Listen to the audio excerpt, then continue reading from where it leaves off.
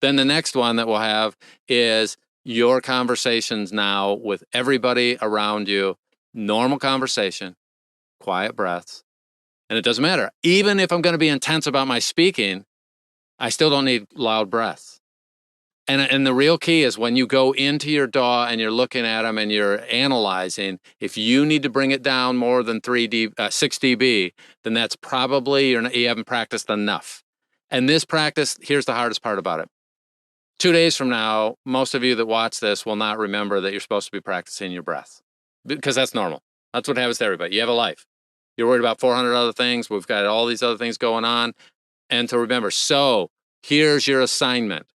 You find yourself a way to remind yourself on a regular basis to do some practice with breaths every single day. And if you can do this for a month or two, you'll be blown away at the results and how much you don't need to rely on the tech, how much more comfortable your read will be, and how you don't need to think about this in the booth. If I have to think about it in the booth, it means that I have not practiced it enough outside the booth.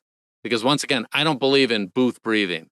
I don't think you can do it. And I don't want to say you can't, because somebody, anybody can do anything they want.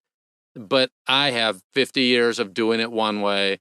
And to think that I'm going to walk in and for a half hour or 10 minutes or a 1 minute read, change the way I breathe, when I really should be focused on what feel is this script? What message am I conveying? What emotions are supposed to be happening during this read?